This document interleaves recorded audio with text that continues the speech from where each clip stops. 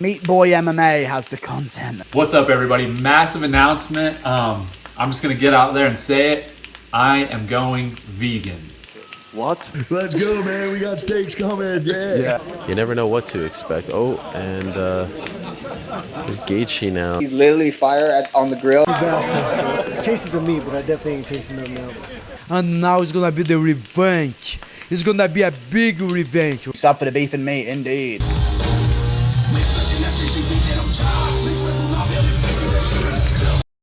What?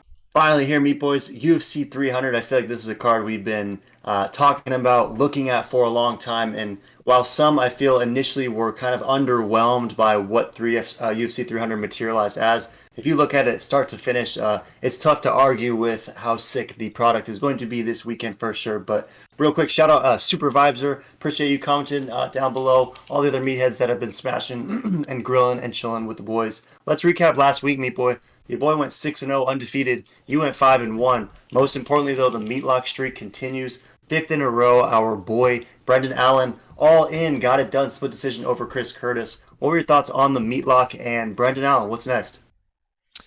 Yeah, Brendan Allen, he looked phenomenal. I really hope Brendan Allen can get to a title fight soon. I think maybe one, maybe two more fights.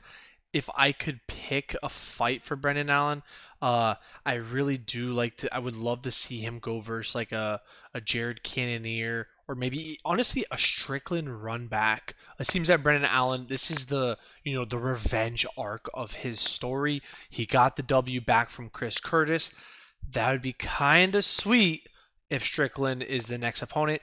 Strickland just got booked versus Costa, rumored, so most likely that won't happen, but I would love to see that happen next or inevitably. Or maybe Marvin Vettori, that got canceled. I would love to see that one. I think Brendan Allen's the real deal. I think he really has leveled up, and I see him definitely getting a title shot in the next year or two.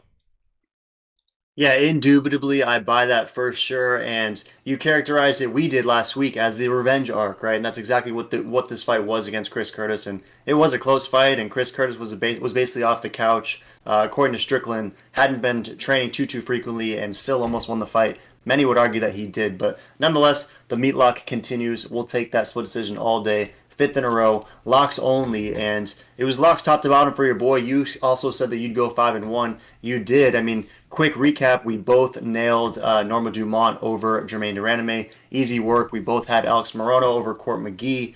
Ignacio Bahamondes got that done. Easy light work over Meet the Spartans, and then we were all over the dog lock Damon Jackson. What were your thoughts on Damon Jackson? Came in with the new hair, looking absolutely swagged out, and got a nice performance. Easy light work win over Alexander Hernandez. What do you make of the Leech? Yeah, Leach looked phenomenal. It's a great win to bounce back on. Hernandez is almost like, hey, fight Hernandez. The dude's a specimen. The world's going to think that he's going to win because he looks crazy. He's still young. But yet, he's low-key not in his prime anymore. Ever since he lost to Cowboy Cerrone, it's just been a slow trickle downhill for him. Truly unfortunate. But now, we got the Leech bouncing back and looking pretty solid. I did miss the knee KO there, but I think the Leech will get one in the next fight. Yeah, the flying knee Leech KO is probably next. It definitely didn't happen against Hernandez, but still an impressive performance from him nonetheless. And like we said, after Alexander Hernandez dropped that ride on a saddle with a pop cap line on Donald Cerrone, that's when everything went downhill. So he must have really upset some MMA gods with that one, because it's been pretty rough since then. But nonetheless, good for Damon Jackson and us, who would ride the dog on that one. And the only one we split on, and the only one you missed, Meat Boy, was Trevor Peek. It was a slugfest, drag him out bum fight that we essentially called. We thought that Campbell versus Peek would be close, be competitive, be sloppy at times, and it definitely delivered. It was a fun fight. Has Trevor peaked? I think the peak of Trevor has peaked. Truly unfortunate.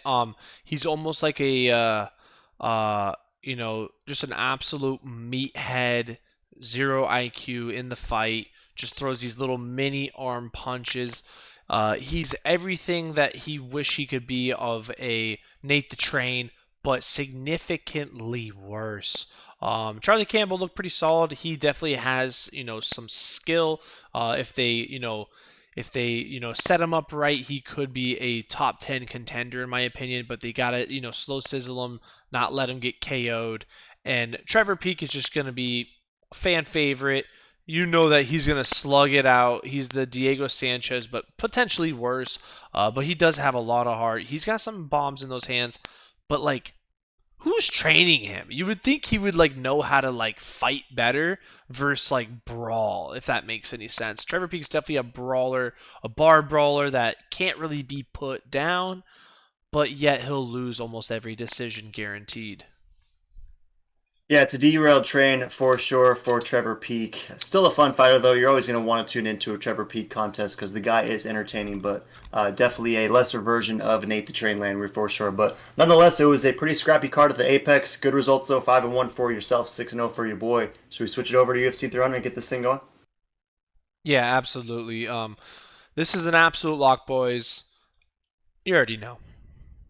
Yeah, swap us through, and we're basically breaking down this entire card, meat boys, so this is going to be a long ripper ahead, but the only two fights that we're skipping are Aljamain Sterling versus Calvin Kattar and Jessica Andrade versus Marina Rodriguez. If you want to know our picks, just comment down below. We will share our thoughts on those two fights, but there's too many bangers on this thing start to finish. Let's start off with the Meatlock, though, meat boy. You see it's another absolute dog lock. We're taking Jiri Prochazka against Alexander Rakic in this one, who Jiri 29-4-1, 3-1 in the UFC, is somehow, to our disbelief, is a slight dog in this one, and we think he is a 6th Meatlock in a row, another dog lock specifically, and he's taking on Rakic, who's 14-3, but hasn't fought in 2 years. He's still a minus 115 favorite, and the last time we saw him was early May 2022, and Jan Blachowicz got the win. It was that weird TKO knee injury where a fight where Rakic was looking good. Some might argue that he was going to win that contest, but his knee essentially gave out, and ultimately it was a TKO knee injury victory in the 3rd round for Jan Blachowicz. So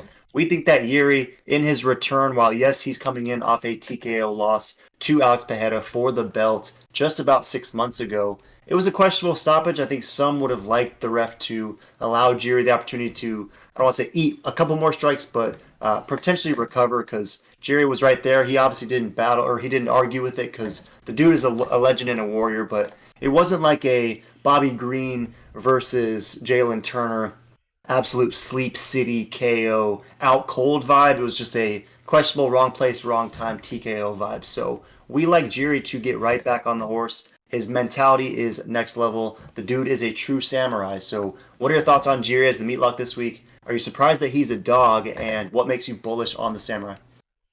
Yeah, no, crazy that Jiri is the dog in this fight.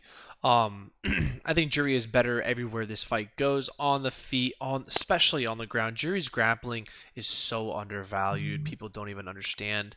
And Rakic, he's got an okay stand-up. It's very okay, but you got to remember, he was getting beat by 42-year-old Jan Blachowicz, which Jan's good, but he is 42.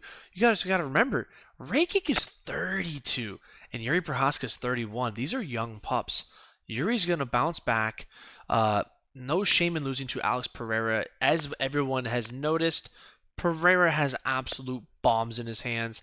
Every opponent of Pereira has basically eaten those, from Izzy to Strickland to now Jiri. So no shame in that.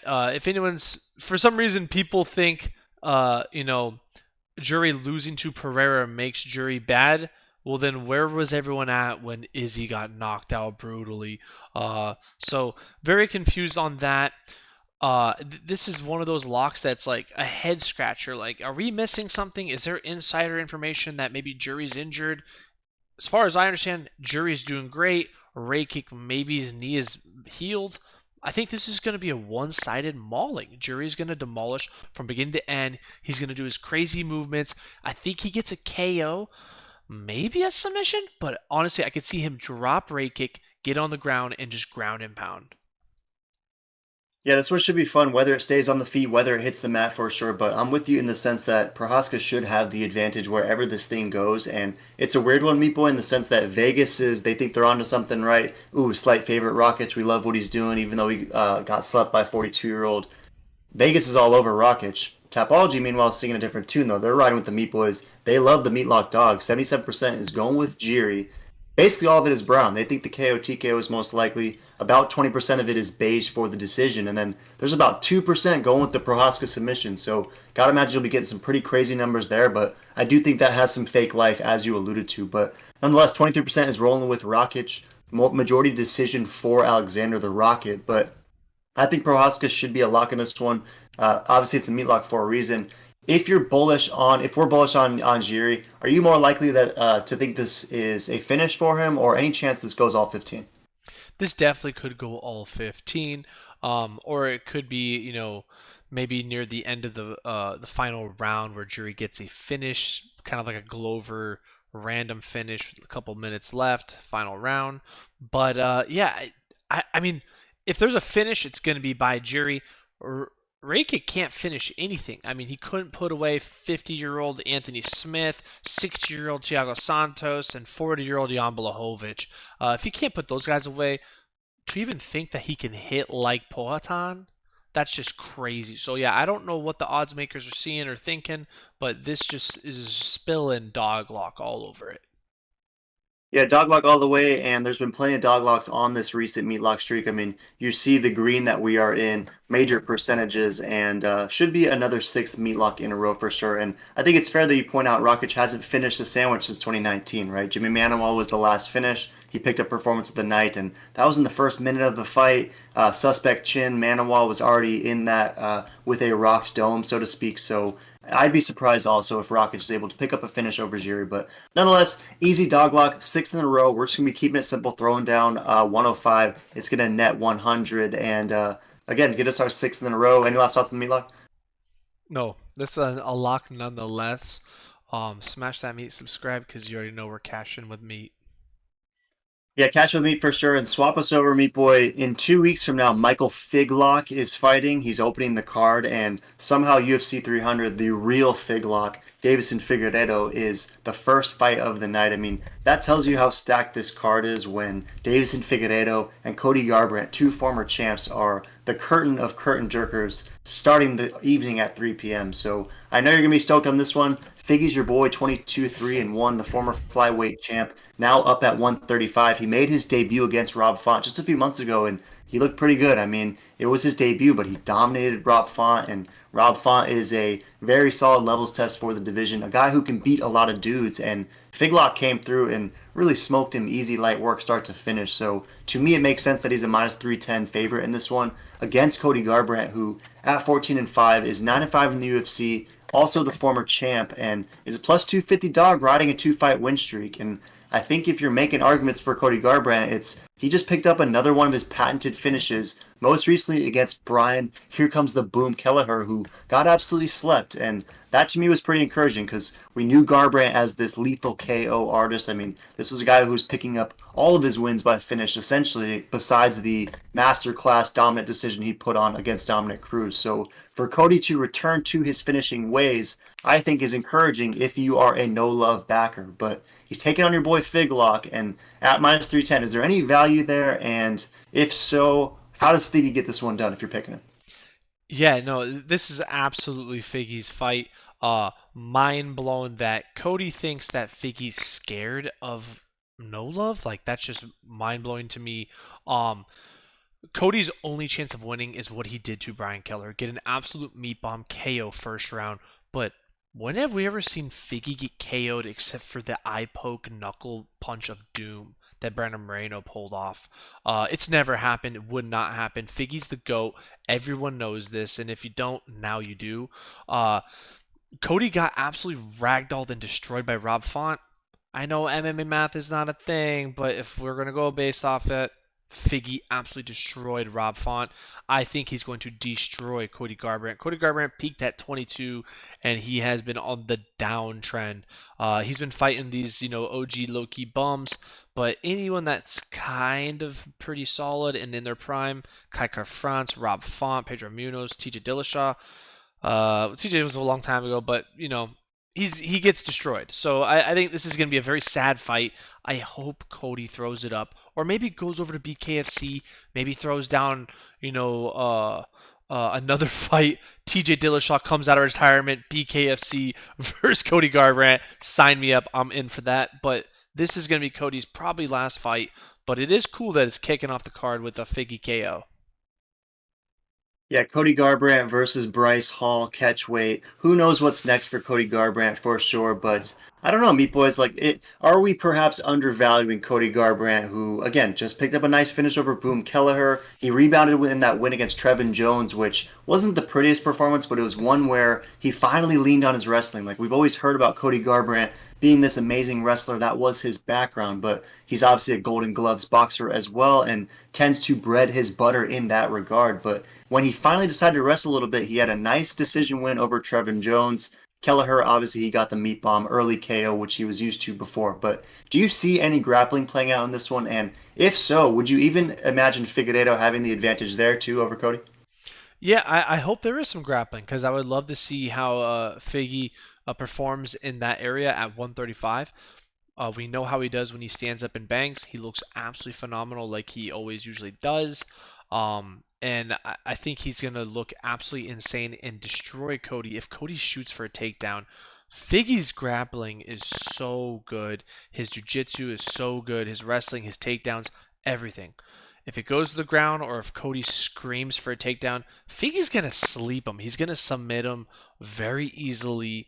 I think this is going to be a very eye-opening fight for the 135 division. Either this is the ultimate comeback for Cody and he somehow snuffs the GOAT. I don't see it. But I think Figgy's going to destroy him. It would not surprise me if one of these guys have a great performance that they might get the next title fight. If Marab doesn't get the title fight, I could totally see one of these guys skipping the line and getting right to Sugar because I want to see definitely Figgy and Cody with the beef and against Sugar, but that would be an absolute layup.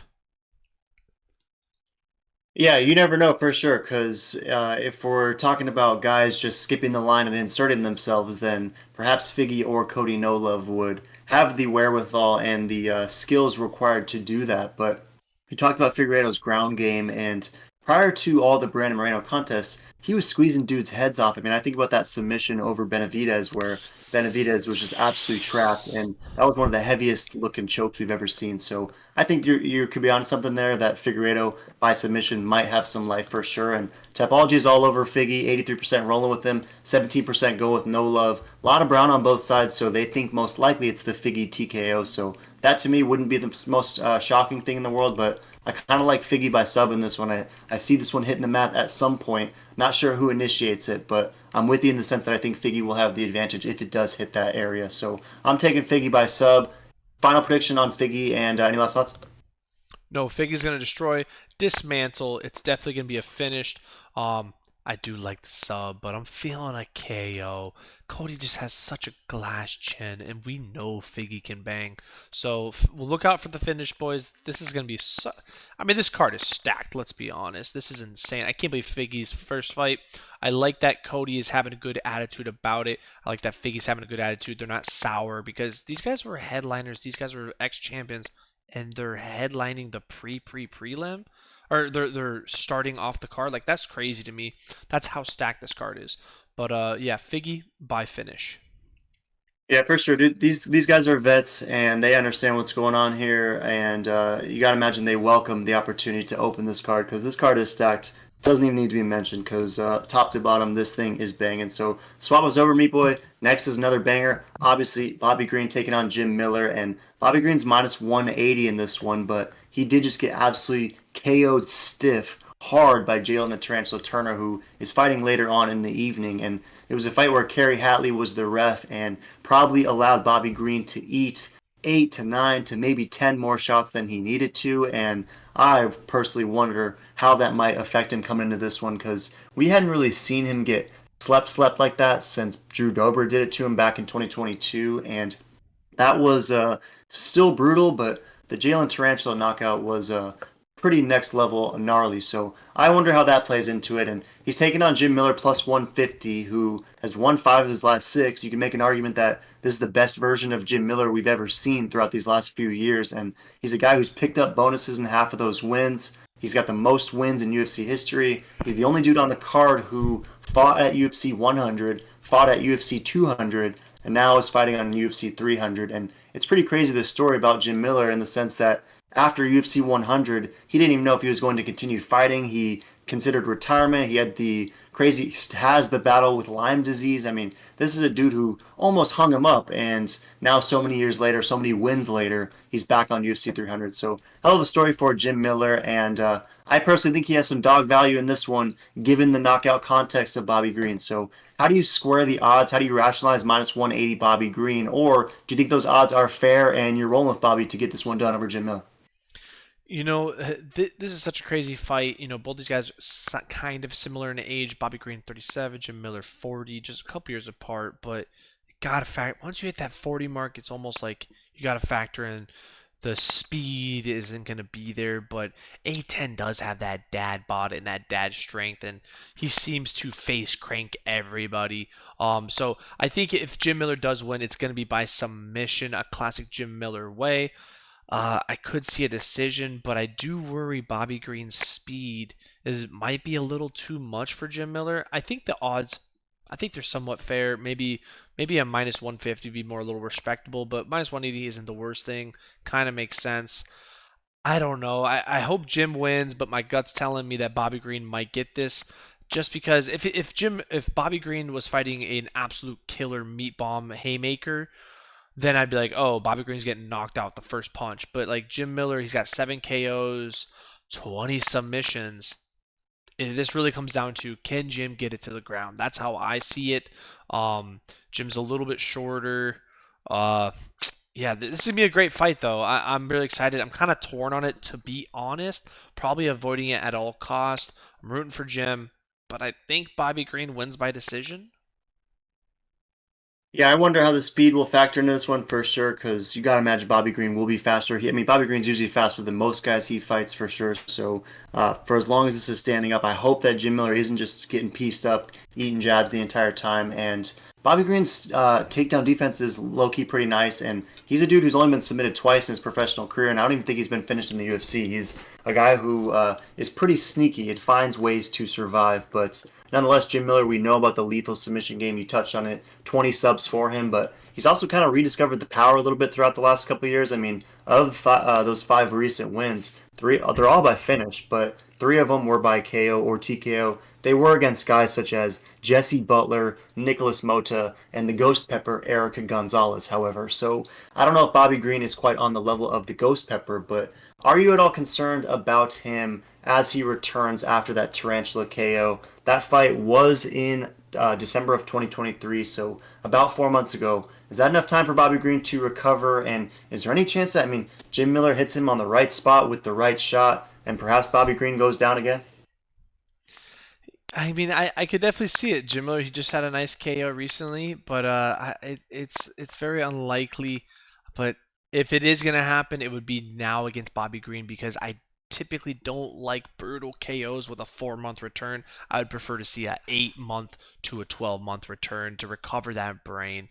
So if Jim can, bite down that mouthpiece and throw an absolute bomb, it would not surprise me if he knocks out Bobby Green. You just never know how they'll take those punches. But if Bobby Green is Bobby Green and he's recovered, he's pre-knockout against the Tarantula, I gotta imagine that Bobby will avoid most punches and not get hit too hard by Jim. Yeah, it's a fun one for sure, because just a lot of unknowns, right? Who knows how Bobby Green returns? Is he dialed, recovered, ready to get back in the win column, or is this too soon and he's about to get cracked by the A10 steak sauce? I'm kind of rolling that vibe, meat boy. I'm taking Jim Miller. Tapology's riding the same thing, so even though he's around plus 180 dog, plus 160-ish on some places, 59% is rolling with Jim Miller, 41% going with Bobby Green, and it's interesting, the Jim Miller backers are essentially split on whether it's TKO, submission, or decision, so a lot of ranges for Miller. 40 of the 41% Green backers, majority beige, so they think like you do in that Bobby Green can likely win a decision if he gets it done. But I'm going to go Jim Miller. I'm going to go by finish. I don't know if I'm as bullish on the KO or the sub, but I think he finds a way, if Jim Miller does, to pick up another finish in this one. Would be very sick if he gets a finish, retires the gloves in the cage, UFC 300 style. That would be amazing, but you never know. I mean, Jim Miller keeps beating dudes, so I could also see him wanting to see how long he can take this final stretch of his career because the dude's been looking better than ever. So I got Jim Miller by finish. You got Bobby Green by decision, right? Yes. Switch us over then, Meat Boy, because that's a banger. And we touched on how Bobby Green just got slept by Jalen Turner. So swap us to Jalen Turner, who was the last edition of UFC 300. When the two final fights were being announced, it was Poatan and Jamal Hill finally fills the main event slot. And then there was always that teaser of there's a second fight. Which one was it? And they kind of snuck it onto the card under the radar a little bit in the sense that I don't think a lot of people are talking about it, but Jalen Turner and Money Moicano is a welcome addition to this card because much like all the fights on it, this could headline a card easy, and I'm pretty excited for Tarantula to see if he can get this one done over Moicano, who is on a nice two-fight win streak, 5-2 since moving up to 155, and one of those losses was on essentially 3 days' notice against RDA. In a fight, he still fought the distance, even won that last round, but he's a plus 195 dog, is Moicano, against Turner, who has won 6 of 8, and his only losses were both split decisions, both against tough guys in Dan Hooker and Gamer Gamrot. So minus 238 to me seems reasonable. I mean, Jalen Turner is kind of a different breed in this lightweight division. It seems like no one is really built like him physically. Not a lot of guys fight like him, and the dude is pretty scary. But our boy Money Moicano is on an absolute tear since coming to lightweight. So do you like the plus 200-ish odds for Money Moicano, or is the Tarantula going to be crawling all over him and is going to get this one done? Yeah, this is such a fun fight because both these guys are absolute killers. When you look at the people they've lost to, it's like, yeah, no shame in that. I mean, Gamer Gamrot, Vicente Luque, you know, Jalen Turner, young pup, going through absolute killers. He's 28 years old. If he isn't a title contender this year or next, he will be in the next 5. It just seems inevitable. He is so young in the game. While Moicano, he's an absolute G. He's been absolutely destroying people the last 2 fights, and he only loses to basically champions or title challengers. You know, RDA, Fazeev, you know, the Korean Zombie, Jose Aldo. But man, I gotta go with Money Moicano on here. Money Moicano is looking so good, and I'm not gonna lie, the Jalen Turner versus Dan Hooker fight had me a little sus on how good Jalen Turner is, and I know Dan Hooker hasn't really lost to anyone but amazing fighters, top fivers, but Dan Hooker seems like he's getting slower and worse every fight, and he pretty much was losing that fight until Jalen Turner two-pump chump. Money Moicano is not going to two-pump chump. He's going to keep going, and he's going to, I think, beat him standing up or on the ground. I think it's going to be on the ground, though. Yeah, I know we were a little surprised by that Jalen Turner versus Dan Hooker contest for sure, and it could have gone either way. It was a split decision. I think some thought Turner did enough to win, but it was a weird fight to score because Turner was kind of controlling the octagon control was nice. He had some takedowns, but the strikes were landing a little bit heavier for Dan Hooker, so the judges gave it to that one. But I understand your hesitance because we didn't like that outcome for sure. Whereas Money Moicano, we've been liking everything he's been putting down in the last couple of fights for sure, and specifically that last win over Drew Dober, it was just back in February, so basically 2 months ago, and he looked great. Nice unanimous decision win. Obviously cut a killer promo like Money Moicano, this revamped version, has been doing, and the finish over that was Brad Riddell, easy light work before that, so Money Moicano on an absolute tear, but again, plus 200 dog. Tapology's pretty bullish on Jalen Turner, Meat Boy. 77% is rolling with Jalen. A lot of it is Brown. They think about 80% of it is KO TKO for Turner. Moicano, meanwhile, is 23%. Some for the sub, some for the decision. A very, very slight majority for the KO. So if you're taking Money Moicano, do you think he's going to pick up a finish in this one over Jalen Turner, or is decision most likely for Money Moicano? I definitely could see decision, but man, I look back at that Dan Hooker fight, which I would put Dan Hooker being kind of similar size to Moicano, but significantly better in the grappling, significantly better in jiu-jitsu, and I would argue significantly better in striking. So I really look at that fight and I go, man, I think Manu Akano is going to be a big levels test to Jalen Turner, and Jalen Turner kind of has a 1 round to win, and that's by KO. I don't see him winning the decision.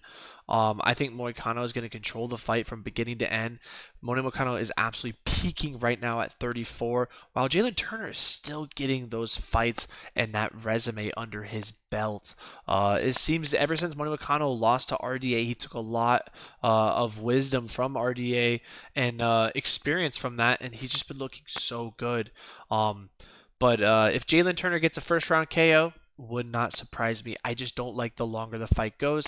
He's 6'3", 155. 28, he can make that weight cut, but eventually he's going to have to go to 170. He's just way too big of a kid, and his weight cuts are always brutal. You can just see it in his face, his demeanor. It always surprises me that he even makes it, and I think that's why he lost to Dan Hooker, was that weight cut absolutely depleted him. Manu Akano is looking great filled up. So I think he's going to have a big advantage on strength, gas, everything. Jalen Turner will just have that 2-pump chump in that first round to get a KO. Yeah, and historically, Jalen Turner usually makes weight, but he did miss weight against Dan Hooker in that fight that he lost. So you do wonder if his time is somewhat limited at lightweight. But respect to him for even making weight in majority of those fights, because the weight cut has to be gnarly. The dude is absolutely massive, and I'm curious to see what he looks like in this one over Money Moicano. And we talked about the ground game a little bit. One thing that kind of intrigues me a little bit from a dabbling perspective on this one is Jalen Turner's never really faced a serious BJJ black belt, and obviously we know the submission game that Moicano has. Double-digit submissions, plenty of them in the UFC, and Jalen Turner's never been subbed, but he's never faced a guy with this strong of jiu-jitsu. I think the best jiu-jitsu guy he's faced would be Gamrot, and Gamrot was able to win that split decision. Obviously, it went the distance, but I even think that Money Moicano has a superior, just BJJ, straight-up BJJ game when compared to Gamrot, but that could be interesting for sure. So I think Money Moicano by sub has some life, but I'm with you, me boy, taking Money Moicano. It's a difficult one for me because Jalen Turner, just like you said, maybe he wins by first round sleeper. I mean, that fight against Fiziev for Money Moicano, one of his first contests up at 55, that was a one-punch sleep town, and Fiziev got that done in that first round. So Jalen Turner has that pathway for sure, but I'm with you. I like him to outlast that first round. If Turner then starts to fade a little bit, Money Moicano figures out a way to win rounds 2 and 3, or maybe even pick up a submission in that third round. So I'm taking Moicano either by R3 sub or decision, but should be a fun fight. And I just hope Moicano wins, because of everyone on this entire fight card, who do you think cuts the funniest UFC 300 promo? It's probably Money Moicano. 100%. Moicano is the GOAT. His social media presence right now is absolutely killing it. I'm pumped to see where he goes. This is a big fight for both these guys, and I cannot wait. This is going to be such a fun fight, no matter the outcome. Yeah, shout out Money Moicano. He faded the Meatlock a couple weeks ago, but nonetheless, it's still our dude. So swap us over, Meat Boy. We'll keep the Nate the Landwehr train full steam ahead. So another interesting fight, and this one is Diego Lopez up, taking on Sadiq Youssef, who is 6-2 in the UFC, 13-3 overall, and is a plus 120 dog in this one. So he's got about 3 times the experience as Lopez up, but 2-1 in the UFC is Diego, 23-6 overall. He's essentially the wonder kid, the absolute hype beast of the recent tops selection or tops set list, essentially. And everyone is riding that Lopes, and he's minus 142 and has picked up a bonus in all 3 fights. So jumping straight into it, do you think Lopez up is going to get this one done over Sadiq Youssef, or do you like the Youssef dog odds? Do you like the Youssef dog experience? And Diego's in for a tough fight. Who are you taking? Very surprised to see Mr. Super being the dog in this, to be honest, because, like you said, Super is no joke. He's got a good amount of experience compared to Lopez when it comes to UFC fights, and unless your name is Edson Barboza or Arnold Allen, you really just don't lose in the UFC. So if Youssef loses badly or just gets ragdolled by Diego Lopez, I'm not gonna lie, I will be all aboard the hype train. It seems that's all everybody raves about on the discords, on the comments. For some reason, everybody loves this Diego Lopez guy. They all say he's the champ. I don't see it. I see him as a solid fighter. He's 29. He's doing all right. He looked pretty good his last 2 fights. He's a big dude for 145. but I don't know. It's gonna be very interesting to see if he can get Mr. Super to the ground, because Diego's grappling definitely is his bread and butter, even though he just knocked out Pat Slapawini.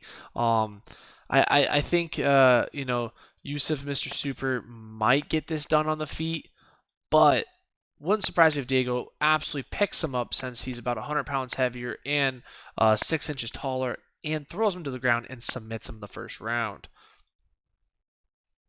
Yeah, Diego's a massive dude. I mean, on paper, he's only having a 2 inch height advantage, and their reach is within an inch of each other. But it seems like Diego is just an absolute monster when he's in there against anyone. Essentially, the dude is a true beast, and to push back a little bit, I mean, he has been impressive. You can't deny what Diego has been doing, has been sick. I mean, since he debuted on short notice, almost picked up a win as like a plus 1,000 dog against Mavzar Evloev, earned him fight of the night, and he went the distance, didn't get finished, and had moments where he was fake almost about to win. And since then, it's been two 90-second finishes against Gavin Tucker by armbar, and as you touched on, Slabatini, who got slept in 90 seconds as well. So to push back on the hype, I guess. Are you that surprised that people are super excited, and are you that surprised that he's a favorite in this one, just given what he's done recently? But even so, is it still just too much to go against Yusa?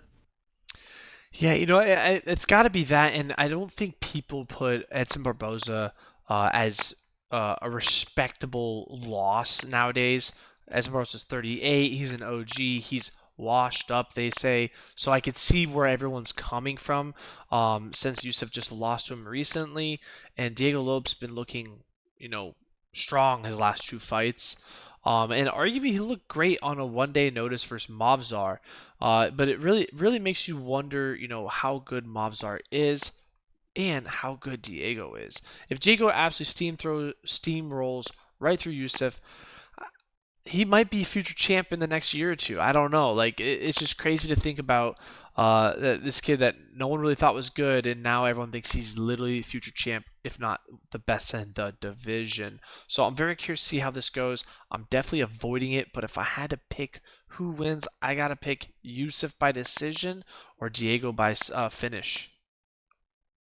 It's very true. I don't know if I've ever seen a guy really go. I mean, there's probably better words, but from zero to hero so quickly. I mean, that fight that he debuted in was just May of last year, so basically 11 months ago. And again, he was a plus 1,000 dog against Mavzar. And again, you asked, how good is Mavzar? I think Mavzar is pretty good. I think he's definitely up there, top five at least. But the fact that he goes from plus 1,000, Diego does, to a decent favorite, and being a favorite against Sadiq Youssef, who is a guy that odds makers love. I mean, Youssef is usually a favorite in his fights, and he was against Barboza, and he was winning that fight earlier, if we remember. I mean, Barboza almost got finished, but then Youssef kind of gassed out. It ended up being a 5-round fight, and Barboza just sort of wore on him as the fight progressed. But that was 5 rounds. This one's 3. This one should be very interesting. And I guess my last point, Meat Boy, would be if you go through and again, Sadiq Youssef, nice 6-2 record in the UFC. You mentioned his losses to both tough guys. Edson Barboza, absolute levels test. Arnold Allen, absolute levels test. But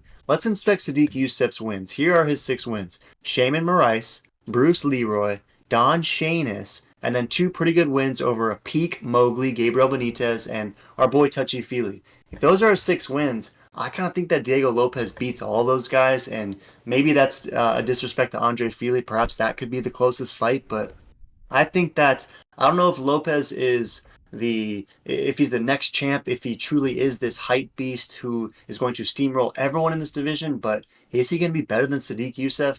I think so, Meat Boy. I think that Diego Lopez is getting this one done, and I'm rolling with him at around minus 140. Tapology's pretty bullish on him as well, but that was to be expected. We kind of figured that all the Timmies would be back in the Diego Lopes, and 80% again. Majority is by sub. They think that he's picking up a sub like he did in 2 fights ago against the Tuckman. So 20% is rolling with Youssef. Majority decision there. I'm going to take Lopez. I'm going to take him by decision. I think that this fight could go the distance, and perhaps Diego's going to have to dig deep when he's unable to get that early 90-second YOLO finish that he has been used to now, essentially, the last 2 fights. But I'm taking Lopez in a close fight to really showcase that the hype is real. Again, don't know if he's the next GOAT, but is he better than Super Sadiq Youssef? I think so, Meat Boy. So I'm taking Lopez by decision. Any last thoughts on this one?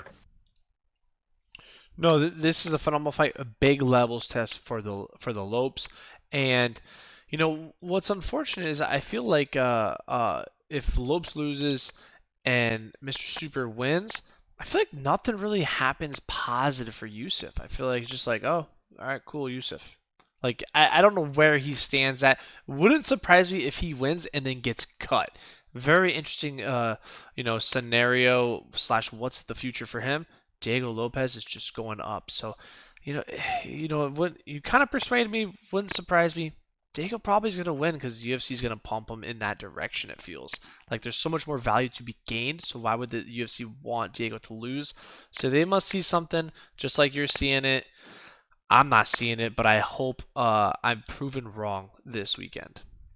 Yeah, 100%. I gotta imagine that the UFC will want Diego to get this one done, and maybe if Sadiq gets this done, at least he's gonna get a lot of respect from all these Lopez fans. Because I mean, all these Diego backers who saying he's the GOAT. If Sadiq Youssef can halt the hype train, even pick up a finish, like if he does it impressively, perhaps that could be a big thing for his career. But with you 100% in that, gotta imagine the UFC is low key rooting for Diego, and I mean.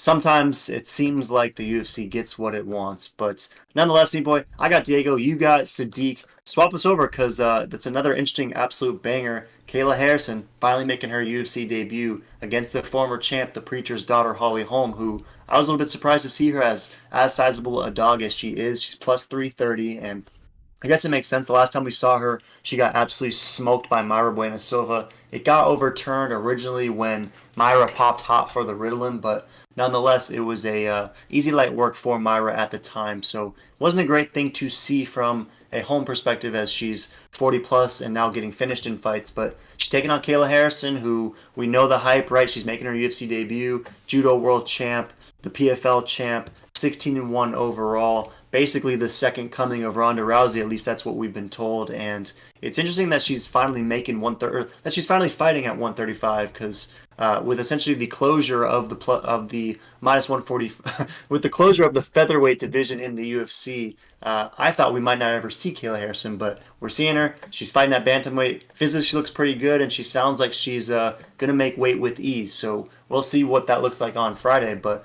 Nonetheless, she's minus 425, a huge favorite, and a lot of people are thinking that she's going to steamroll Holly Holm in this one. So, do you buy that? Do you think this is easy light work for Kayla Harrison, or is this Ronda Rousey 2.0 and Holly Holm as a fat dog is going to surprise the judoka?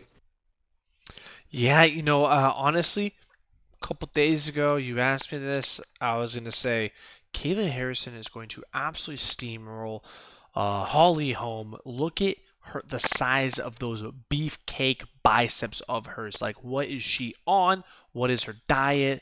What is the juice? Is she hanging out with the eraser? I don't know, but she's built different. But then I went back this morning, and I watched Kayla Harrison versus Aspen Ladd. Kind of changed my whole opinion on it, and I think Holly Holmes is going to knock her out. Aspen Ladd and Kayla Harrison, it was just the worst fight I think I've ever watched, and I forgot how bad it was. And then I'm like, wow, Kayla Harrison might be an absolute hype train. She is so strong. Her judo is very good. But Holly Holm's a veteran, and she's very strong too. I think Holly's gonna be able to keep that distance. Her striking is so good. I think she's gonna piece Kayla Harrison up really bad, like really bad on the feet. The only way Harrison gets this done is on the ground. Man, I just don't know if Kayla's gonna be able to get it done. And we gotta factor this in too. She's cutting a lot more weight than she's used to. I don't know how she's gonna make it, but hopefully she does. I hope that fight happens, but I am a little sus on it because unless she's been hitting crazy diets for months now and doing it properly, which I would imagine as a professional she is. I don't know. There's still got to be a lot of depleting going on there, so it's a perfect moment for a head kick KO. Yeah, to me, that wouldn't be the craziest thing in the world. And I do think that Kayla Harrison has tackled this weight cut in the right way. I mean, if you just look at her physically, she looks a lot different, right? She's still jacked up, still looking massive, but way leaner, and just she looks like you could argue she'll make 135 as opposed to the maxed out 55er that she was throughout their most of the PFL tenure for sure. But you mentioned that Aspen Ladd fight, and that was most recent. It was in November. That was at 150 pounds, so again, 15 pounds less is this contest versus Holly Holm. And I'm with you, me boy. I wasn't impressed with Kayla Harrison in that fight. Aspen Ladd did lose, clearly a unanimous decision, but that's Aspen Ladd. We've seen Aspen Ladd really plateau throughout the last couple of years. I don't think Aspen Ladd ever really reached that potential that many, definitely myself included, thought she had, because I thought she could be a future champ for sure. But wasn't impressed, to your point, Meat Boy. And then the fight before that, she lost that decision to Larissa Pacheco, and that was discouraging. We know Larissa's tough. She knocks out most women. She's the PFL champ, but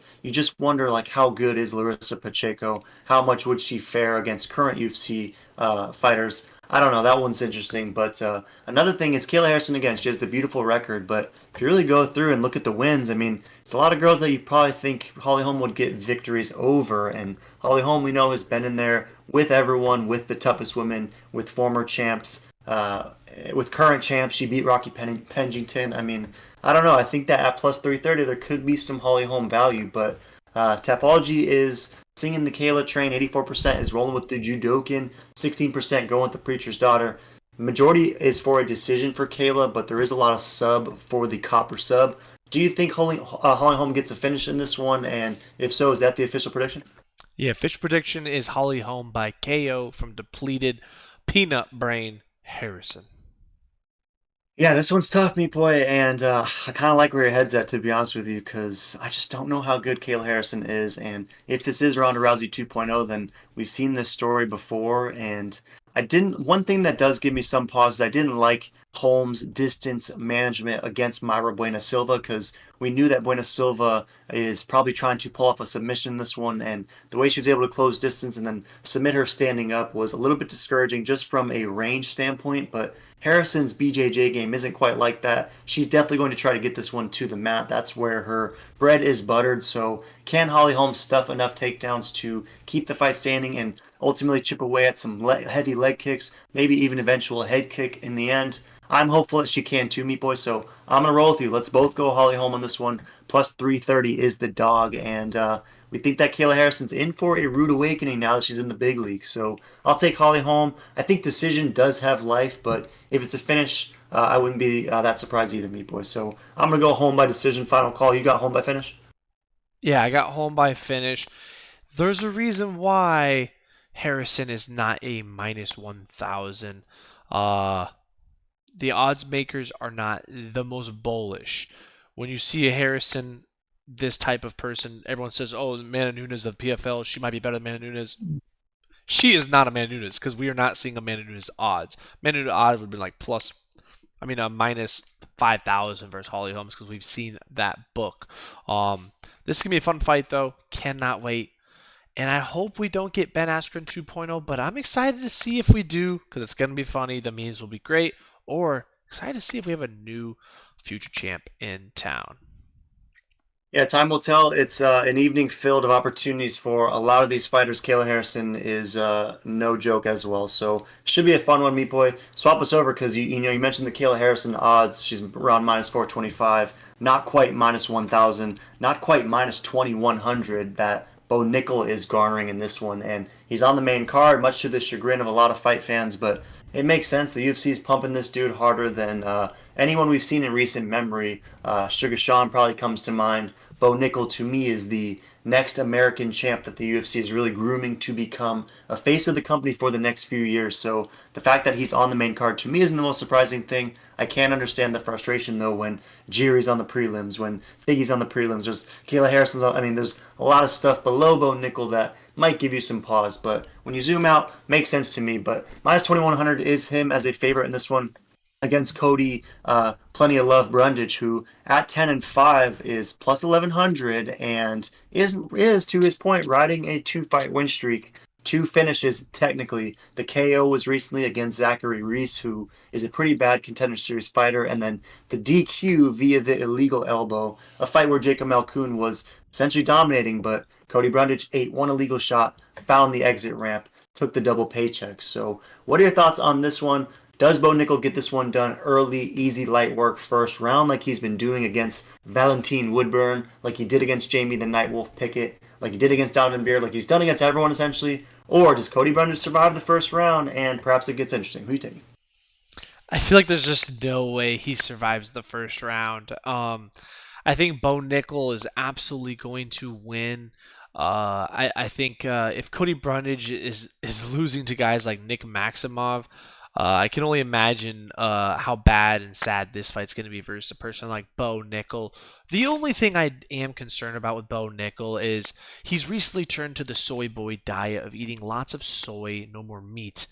And that does concern me because sometimes that does amazing, like the Diaz brothers, and other times that does not.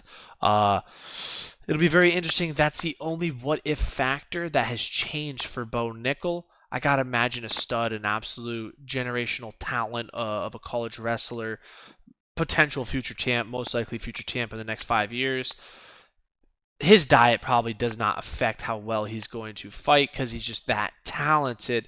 Now, will he be champ on this diet? Only time will tell, but that is one thing that kind of concerns me. But I do like that Cody Brundage gets beat pretty bad and gets W's by his opponent getting disqualified. So that's a way that Cody could get the W. But I don't know. I think Bo's going to submit him first round.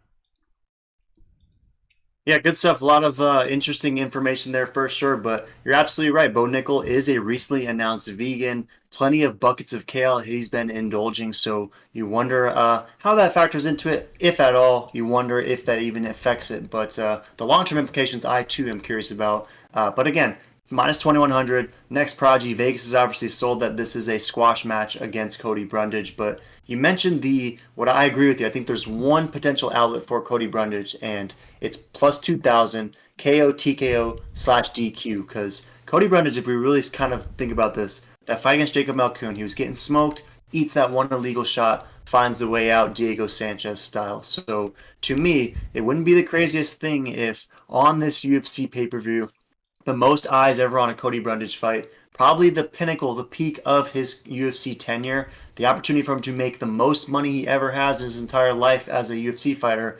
Maybe he finds an exit ramp after eating a shot to the groin, eating a shot to the back of the head. I mean, I can see this getting kind of slimy, getting kind of tricky. So definitely minus 2100. Nothing there. Stay far away from the Bo Nickel money line. If there's any prop, it's probably the under 0.5, right? He probably gets the early light work first round submission like he's been doing. But again, plus 2000 Cody Brundage by DQ kind of is a little bit interesting to me when you really inspect the context. So obviously the pick is Bo Nickel. It's Penn State versus Nebraska at Kearney Wrestling here. Two guys with sick wrestling backgrounds. One Prodigy, however, versus one local legend. So Bo Nickel is the pick. First round finish is likely the outcome, but I don't know. Brundage DQ does worry me a little bit, Meat Boy. So any last thoughts on this one? And real quick, what were your thoughts on this fight being on the main card?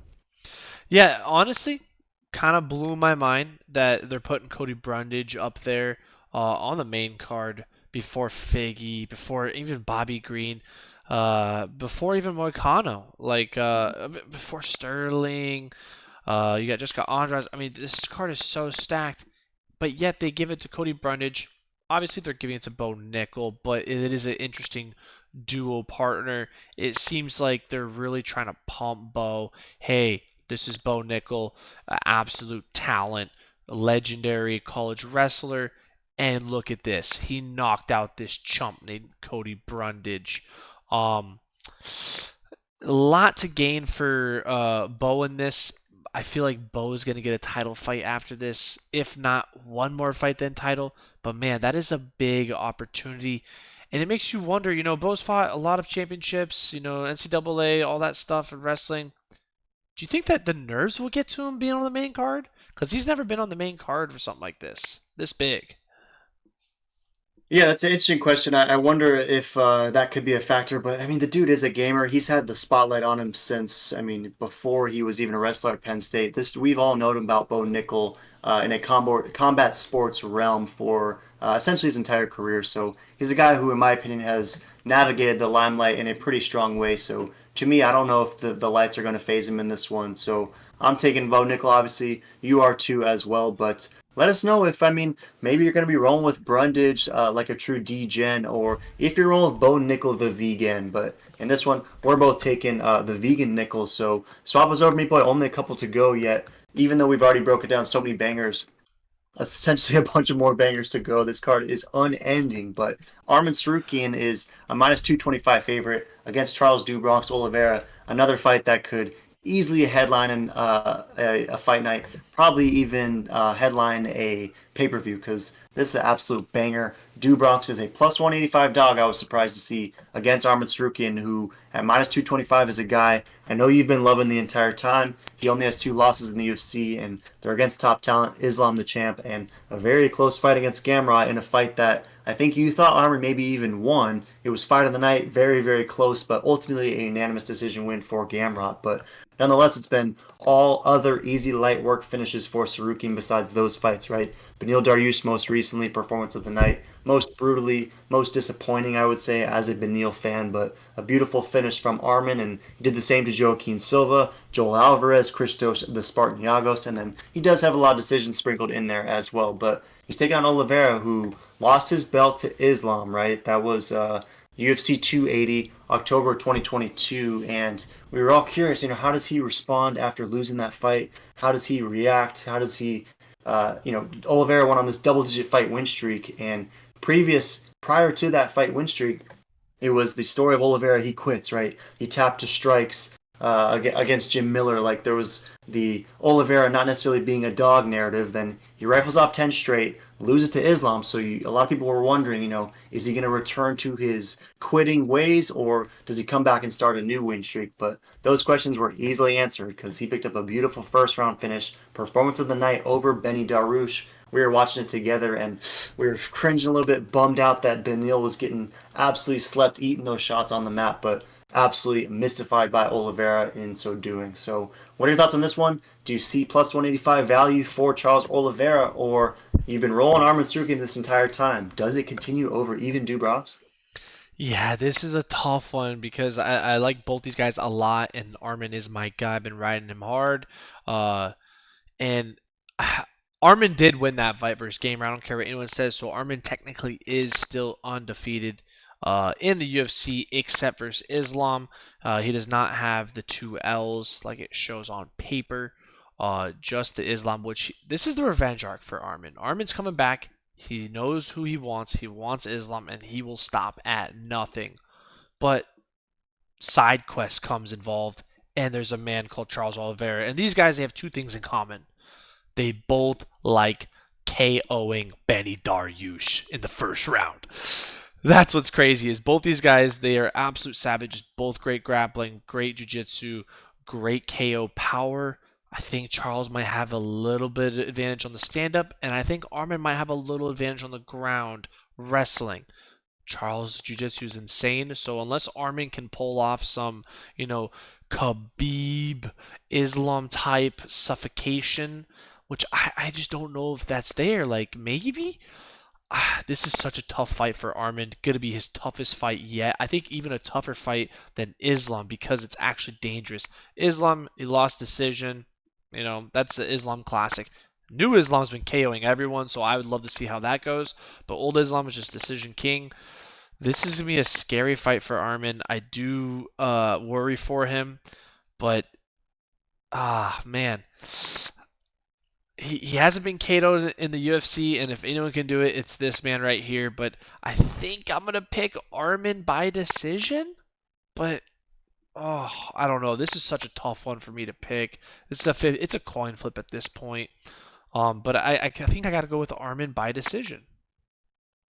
Yeah, it's a tough one to call for sure because it's basically OG GOAT versus new school GOAT, and you wonder when they meet in the middle who is going to be the bigger GOAT. But it's a fun one in the sense that plus 185 is Dubronx, so if you're riding Charles, then you got to be salivating at those odds for sure. And minus 225, I think, is a little bit too pricey of a tag for Armin, given his opponent, given that it's against Oliveira. I'm with you in the sense that I think Armin is next level. He's one of the top guys, but I don't know. Minus 225 seems pricey against Dubronx, and it's a fight, Meat Boy, where Vegas is singing a tune for Sarukian. They're riding with you, but Oliveira's garnering all the love on Tapology. 65% is going to Bronx, 35% going with Sarukian. Majority is for the copper sub, so they think Oliveira picks up a patented sub, but there's also a lot of brown for the KO. Meanwhile, of the Sarukian backers, 80% of it is brown for the KO for Sarukian. So they think that perhaps the same fate that Benny Dariush met is the one that Oliveira will meet as well,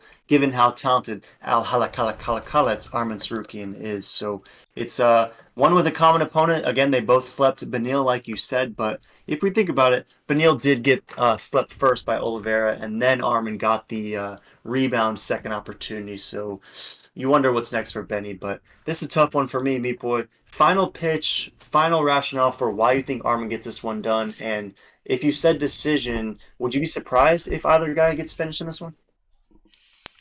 I will be very surprised if Charles wins by submission, just because Armin's never been submitted. And if you haven't been submitted by Benny or Damir or Yoel Alvarez or Matt Frivola or Islam, either Charles is the GOAT of BJJ, or he's just not going to submit him, which I just don't think the submission is going to happen. I think it's more likely that Charles gets the KO, and then it could lead to a sub, but it starts with that KO. But I think if Armin wins, it could be any three: submission, KO, or decision. When you look at the stats, Charles has been finished more than he has lost by decision. So most likely the finish is on Armin and the decision is on Charles, in my opinion. Just because Armin doesn't really get finished. It's crazy. He's 27. He's really young. And he's kind of peaking right now. I mean, that Benny fight, that was crazy. His last 3 fights, it's like, dang, he's got a chip on his shoulder, and he's really salty about that Gamer L, which I don't think he lost that fight. But yeah, I think Armin is just built a slightly different. I don't see a submission for Charles. Maybe a KO, because Armin has been KO'd once before. But I don't know. This is just such a crazy fight. I can't even comprehend it, to be honest. This should be the main event. Yeah, it's a banger, and it's a good point in the sense that Arman has never been submitted, and he's a 24-fight veteran at this point, so only having been finished once by strikes, none by submission, would be maybe a little bit surprising. But again, we're talking about Charles Oliveira, who has the most submissions in UFC history and is a guy who is very keen on capitalizing on moments, on just minor vulnerabilities that appear. He's right there to snatch your neck. So to me, that is in play, even though Sarukian has never been subbed, and even though Sarukian has gone the distance against tough guys, right? Against Islam, against Gamer Gamrot. So I heed your point nonetheless. But and Oliveira, meanwhile, you mentioned that Sarukian maybe has 3 pathways: decision, KO, or submission.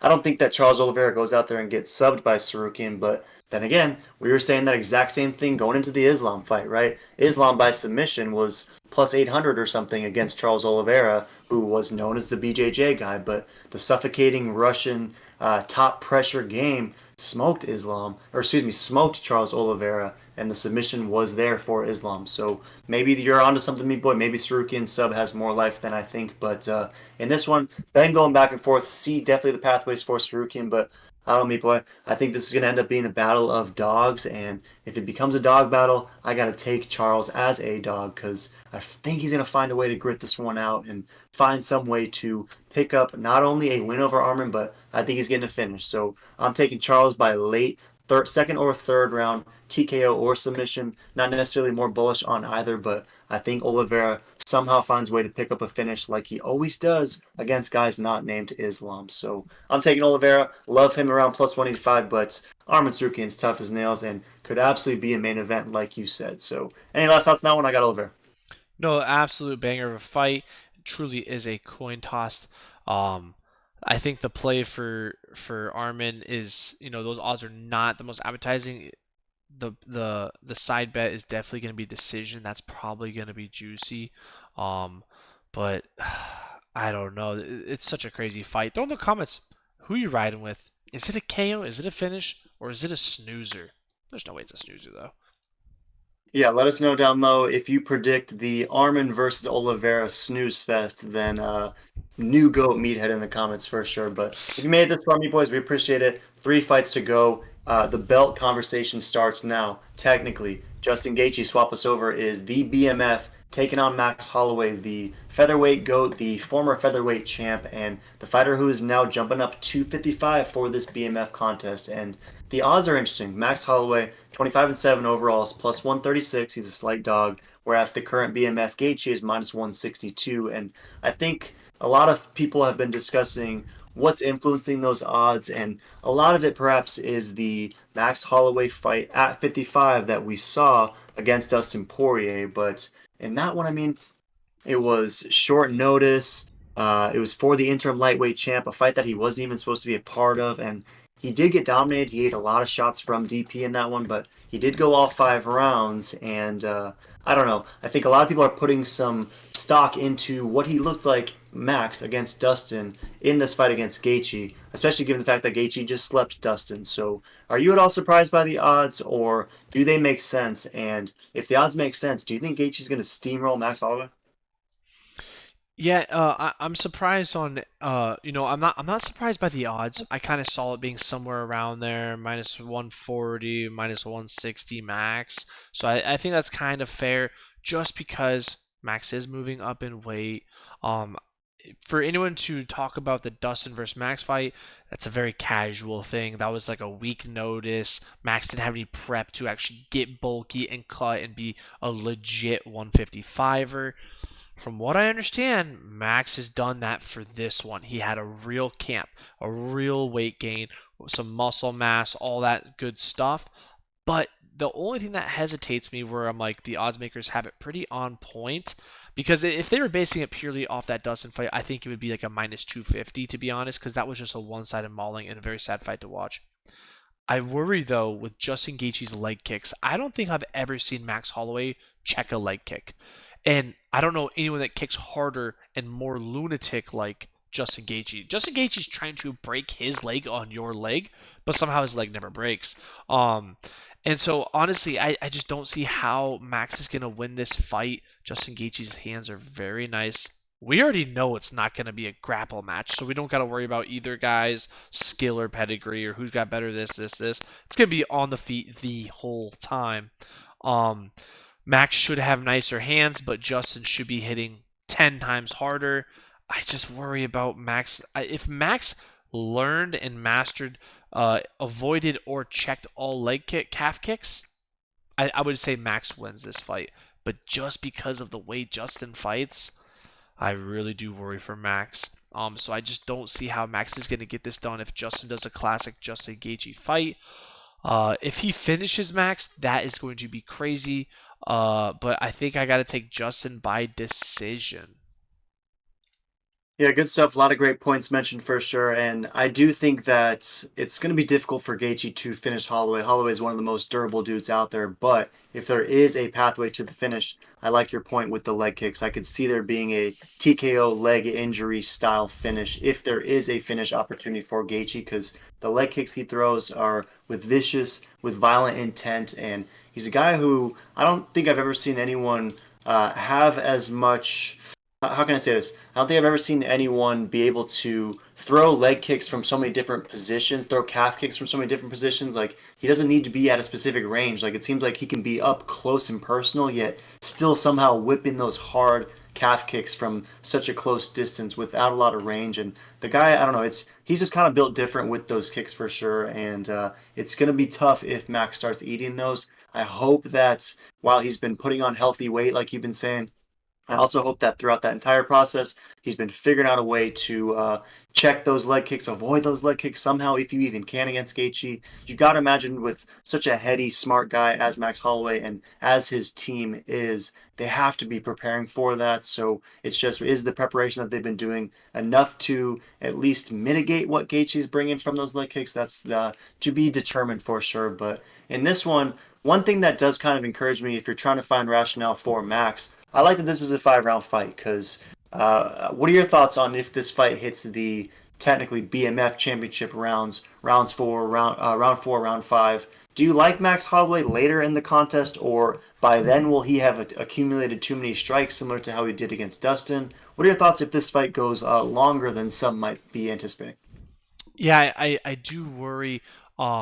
you know, two outcomes that could absolutely happen is Max's legs are absolutely compromised. We've seen that kind of happen versus Volkanovski.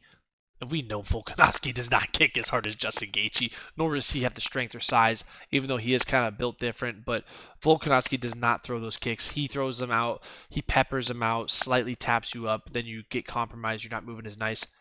First kick by Justin Gaethje is going to compromise Max. So I do worry for Max. I hope Max has leveled up that ability and has shown respect to the calf kick, because it seems like Max is just like, he's like, oh, this doesn't affect me. I don't care. I'm going to keep tagging you up and beating you up all night. And that's what he's always done. He just eats those calf kicks, doesn't bother him.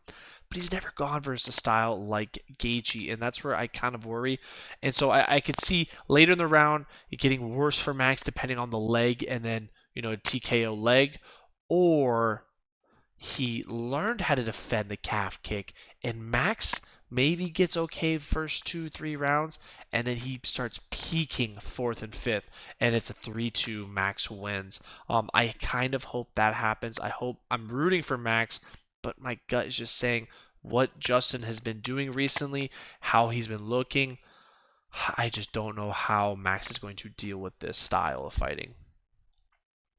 Yeah, it's a fun one for sure. And again, to your point, Max Holloway has eaten some leg kicks before, but as you mentioned, he was always able to just deal with it and kind of shrug them off and get his boxing going against all of his opponents. But Justin Gaethje, again, like we've been a highlight of this breakdown, no pun intended, is definitely throwing different leg kicks, heavier leg kicks than we think Holloway's ever dealt with for sure. But nonetheless, we could go back and forth on this one forever, meat boy. Tapology is rolling with Justin Gaethje. 6-7% is going with him. It's half and half. Some say Brown for the KO. Others say Beige for the decision. 33% rolling with Blessed Holloway, and majority is Beige for the decision there. So perhaps the loses the 2 rounds and then wins 3, 4, and 5 is what the Tapology backers are thinking for Max Holloway. But in this one, meat boy, obviously I rep Justin Gaethje. I rep Max Holloway. Something, however, tells me this fight is going to be closer than a lot of people think, and I don't know, Meatball. I feel like there's got to be a way Max Holloway is coming in with a plan to thwart the leg kicks that are coming.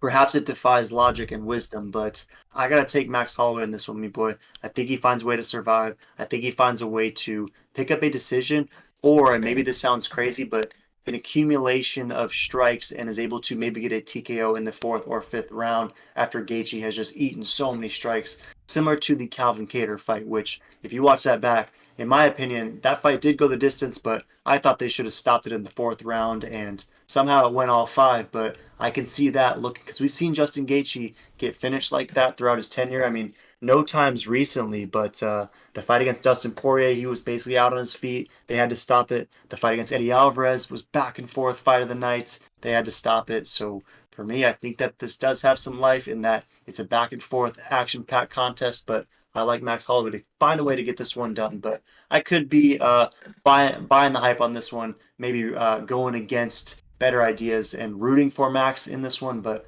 that's the official pick, me boy. I'm taking Max to take the BMF belt. I hope that it's the Hammer Coleman wrapping the belt around them, and then who knows what's next for Holloway. But I'm taking Holloway. You got Gaethje. Any last thoughts on it? Yeah, fun fight. That BMF belt, it's back. Dana said it was a one-time thing, and we know Dana likes to tell fibs. So very excited this is a thing, and I can't wait to see who the BMF belt winner is. I'm rooting for Max, but my gut is telling me Gaethje by leg kicks. Yeah, don't blame me for sure. Swap is over, Meat Boy, because the BMF is in the rear view, and it's the first of the traditional title fights on the card. It's the co-meet event, and it's China versus China, the first time we've ever seen this in UFC history. It's the Zanger, Weili Zhang, 24-3, coming in as a pretty solid favorite in this one against Yan Xiaonan, the Yonger, who is 17-3-1 and has won 2 straight. Most recently got an easy light work performance of the night finish over Jessica Andrade. That was a slick meat bomb that she threw and put Andrade out cold. So beautiful stuff from Xiaonan. She's a woman who we've seen really grow up in the UFC. I mean, she's been around since 2017, went on that fat early win streak, and then ultimately had the momentum thwarted a little bit by Carla Esparza. We might have even meatlocked that in 2021, Meat Boy. Definitely a throwback for sure, but a fight that Carla Esparza really brutalized Yan Xiaonan, and derailed the hype train, so to speak. And then the fight after was a very close, very controversial split decision loss to Marina Rodriguez in a fight that many people thought the younger should have won. But since then, she rebounded with two beautiful wins. Mackenzie Dern, she got the majority decision, and then again, as mentioned, against Andrade, got that finish. So to me, makes sense that she's getting this opportunity. You got to imagine that there's going to be a lot of Chinese fans itching to watch this fight because these are the two women who are essentially carrying the mantle for Chinese MMA. Add Song Yadong, the Donger, in there too, but these two women are there as well, doing their thing. And the Zanger has also been on a nice win streak, 3 in a row. Most recently was a unanimous decision light work victory over Amanda Lemos. It went the distance, but performance of the night, I think the Zanger landed the most strikes in women's MMA history. Lemos got essentially shut out. It was like 500 strikes to 5, a true beatdown, and a masterclass from Wei Li. And so I am not that surprised that she's around a minus 465 favorite in this one against the Younger. So do you think that Yan Jianan has some life in this one? Is she the true Chinese champion, or is Wei Li going to make light work even of Yan Jianan? This is a crazy fight, fun fight. History's being made. China versus China for the belt was, like you said, never happened before until this weekend. Zhang's obviously the easy pick. I mean, look at the odds. Makes sense. She's been looking absolutely phenomenal. She is the true champ. She had that little weird mental hiccup against Rose. Definitely the best fighter in the division, but you kind of have Fury, which Fury, she's been looking great these last two fights, and I'm very torn on who's going to have the better stand-up because Jan's stand-up is absolutely insane. It's very, very good. Um, when her and Carla fought, we saw her weakness, which is the ground game. She is non-existent, and not to say Mackenzie Dern and Jessica Andrade has zero ground game or wrestling ability, but it's nowhere near the caliber of Carla Esparza. But you could tell Jan definitely leveled up in the takedown defense for Stern and Andrade because both of them probably wanted to take it to the ground because everyone saw the weakness when she fought Carla. So clearly she's leveled up, but can she stop Zhang from taking her down? Because Zhang is so well balanced. Where on the feet, amazing. But for any moment that she wants to take you down, she will at will. She is so dang strong. She's 5'1", absolutely packed with explosive power and meat bombs in those fists. So Zhang can basically win on the feet, on the ground, submission, KO, decision. Jan, I feel like can only win on the feet by decision, maybe KO, but it's going to be a miracle. It's going to be a long shot. Just for that reason, I like long shots. I like miracles. I'm picking Jan KO first round, big upset.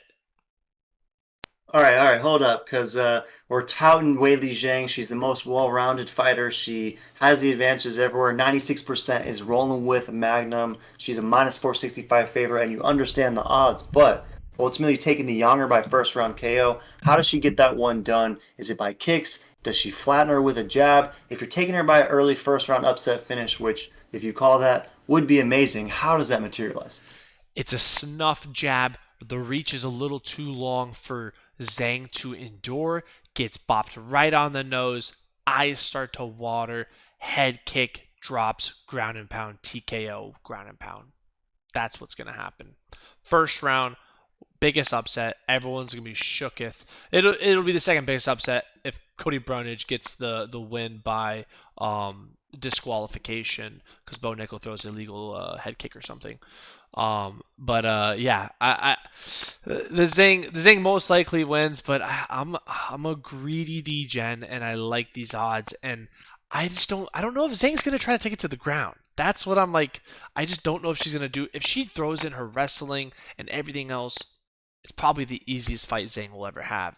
I think she's gonna try to stand and bang with Jan, and Jan at that point will have a chance.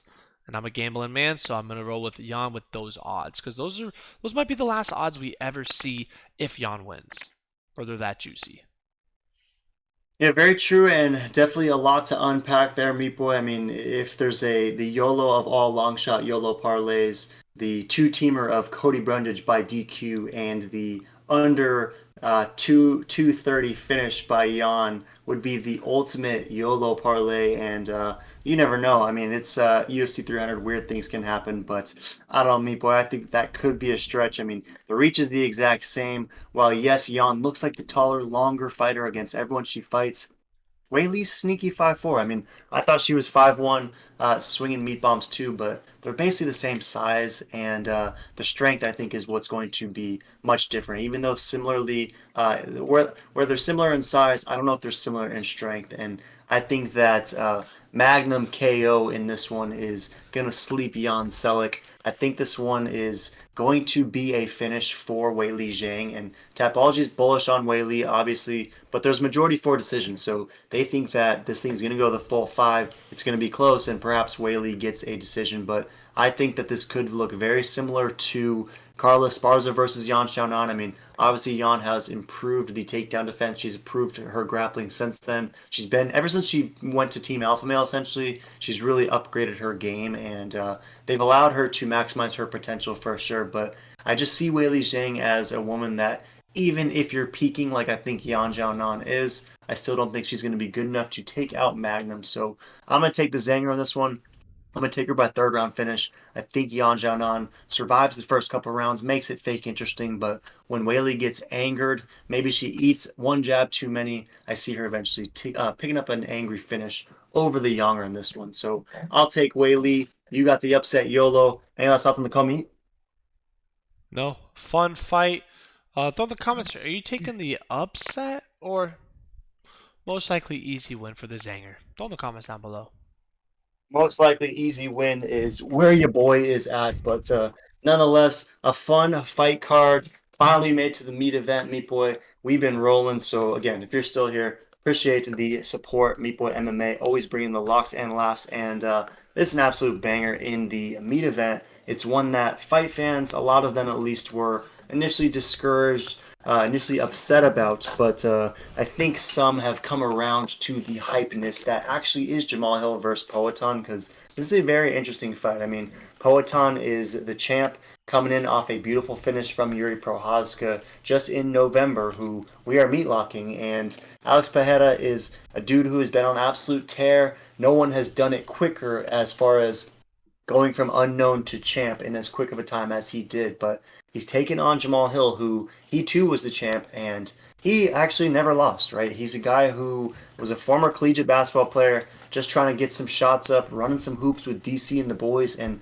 ultimately ends up tearing his Achilles. And like the true sportsman, following Jiri's lead, relinquishes the belt, doesn't hold up the division, and a couple months later, Poatan is now the champ. But in this one, a lot of the narrative has been, how does Jamal Hill return after the Achilles injury? I mean, that's a serious injury. Usually takes 12 to 16 months to recover, and he's coming in essentially off 9 months. So does that factor into it? How does Jamal Hill look against Poatan when Poatan, we know, trains with Glover, has been working with Glover since the beginning, and Jamal Hill smoked Glover easy light work. So does this look similar? Lots of different angles that you could tackle this fight with, Meat Boy. But what are your thoughts on the meat event? You taking Poatan, or is Sweet Dreams Hill coming to get his belt back?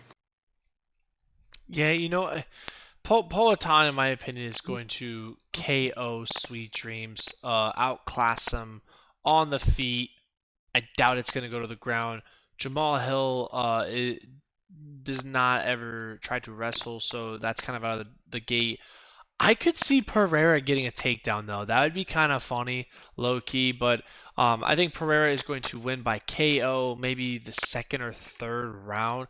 He's going to compromise those legs, get him in the cage, and then decimate him. Mr. Salt Dreams Hill, I don't know. He got KO'd by Paul Craig. Paul Craig doesn't hit like Alex Pereira, you know what I mean? So there was an arm break involved, but that's beside the point. He still did lose by KO, TKO to be exact. Pereira's probably gonna knock him out within the first 3 rounds. But it's very interesting. Jamal Hill has this very high level of like either he knows something we don't, that he is maybe the GOAT of all GOATs, or he's sniffing too many, farts lately because he thinks for some reason he's going to absolutely destroy Alex Pereira on the feet. If he does that, holy smokes. I won't even. I'm gonna be shook for probably a month, to be honest. If he wins close fight decision, Jamal Hill wins. It's like, oh, cool. But if he just beats him up like Glover, but worse, oh man, I'm gonna have to rethink everything in life. I think Poatan is an absolute G. He is the GOAT of the 205 division. He is the true king. He is the fast, like you said, the fastest growing in that in the UFC. I mean, he's arguably the most active fighter too. Like, it doesn't make any sense. This dude is a specimen. How he doesn't get injured, he keeps fighting, or maybe he is injured. He just always fights and still wins. Like, I don't know. I don't know how he does it, but his activeness is crazy. Jamal Hill, you never know how a guy bounces back, and like you said, that Achilles takes a lot longer than what he took. A lot of what ifs. I gotta go Poatan by KO. I could even see a leg kick KOing him and the Achilles re-breaks. I could totally see that. That's how hard Pereira kicks.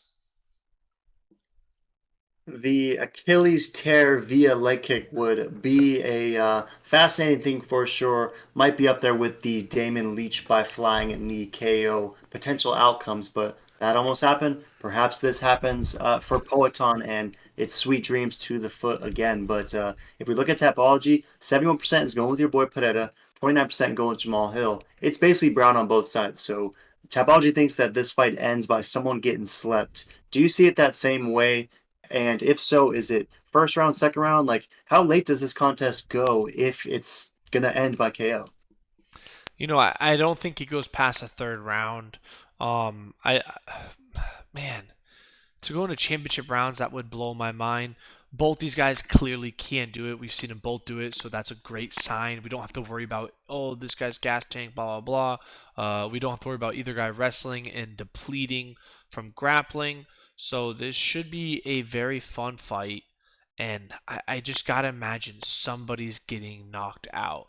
Either Jamal Hill truly is the GOAT and he absolutely sends Alex Pereira back to BKFC, or Alex Pereira sends Jamal Hill back with a torn Achilles again. It's gonna be very interesting, fun fight nonetheless.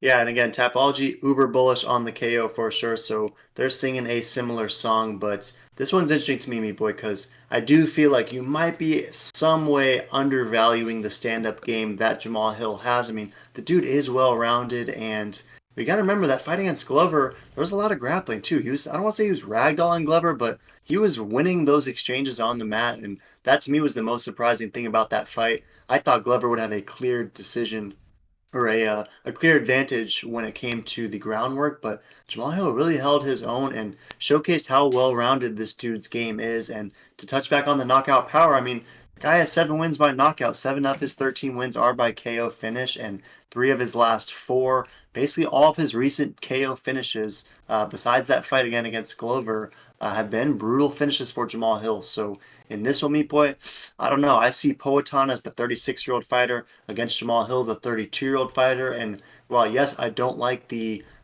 perhaps a little bit rushed return from the serious Achilles injury, I think that Jamal Hill is going to find a way to get this one done. I like him as a slight dog. I'm sprinkling the spritz on Salt Bay. I think that Jamal's sweet salty dreams Hill is going to salt his way to a finish in this one. I think Poetan's getting slept. I can see this. You mentioned you think Pereira maybe gets a takedown. I think that's the sweet pipe dream of all sweet pipe dreams, because I think Jamal Hill, if he wants this fight to go to the mat, he will be the one dictating that and not Alex Pereira. But if Alex Pereira comes out here and sleeps Jamal Hill, puts him into a dreamlike state in that first round, it wouldn't be the craziest thing for me, because this is Poetan that we're talking about. But I don't know, Meat Boy. I see this being a Jamal Hill welcoming party for all the fans who are doubting him, are questioning whether or not this guy is as good as he says he is. Because you mentioned it, he's got this aura. He's very confident. He thinks it's going to be light work over Pereira. So something within me is going to trust the process, Meat Boy. I'm going to take Jamal Hill, going to take him by finish, and I think that this maybe doesn't put a close to Alex Pereira's UFC career, but I see a brutal finish loss for him in this one against Sweet Dreams Hill. So, am I tripping? Is there any possible outcome that Jamal Hill gets a finish in this one, or do you really think it's Pereira luck? No, definitely not tripping. I just think Alex Pereira is on a whole different level. But if Jamal Hill does get it done, man, he must have been eating those absolutely sweet, salty, caramel-covered pretzels the day before, because I just don't know how he's going to get it done. I just don't think he's that good compared to Alex Pereira, but I'm always open to be proven wrong. That would be crazy. That would shock the world.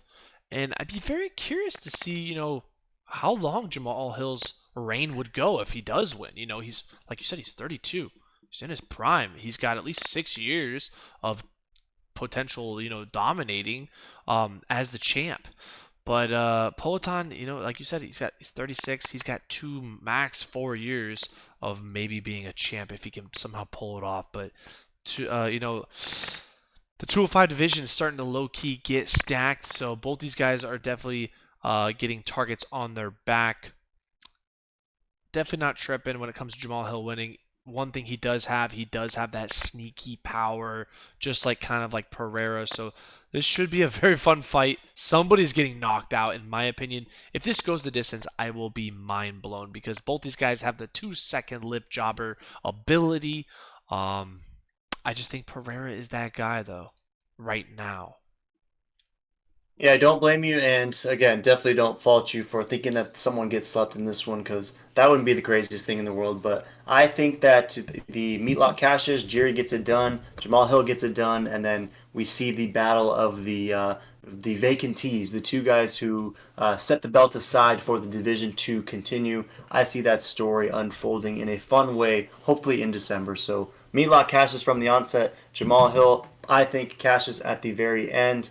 11 fights we broke down, Meat Boy. A long card. We hope that when we export this file that it's not corrupted and that we don't have to run this one back. But nonetheless, a lot of fun fights. UFC 300. The Meatlock is Jiri. We had a lot of similar picks, split on some, but 11 fights in total. I went 6-0 last week, 5-1 for you. Capping off UFC 300 before this 2-week break. What's your record from UFC 300? Honestly, this one, I gotta go with 9-2. I'm gonna go with 9-2. Man, maybe even 10-1. I'm feeling good about this one. The only iffy one that I gotta leave one there for is the Yawn one, but I'm a DGen, so but I'm feeling pretty confident on the other ones, to be honest. Yeah, for sure, Jan guaranteed L, but nonetheless, if you predict that one, then definitely a Fern in your cap for sure. 9-2 would be impressive. 10-1 even better. I'm gonna say 9-2 for your boy as well. I think that I want Oliveira, I want Max Holloway, but I might be missing something there and stuck a couple years in the past, not firmly entrenched in the present. But nonetheless, me boy, UFC 300, check the box. We got it done. Any last thoughts? One take, no cut. Everyone knows the rules. Smash that subscribe. Or what are you doing here?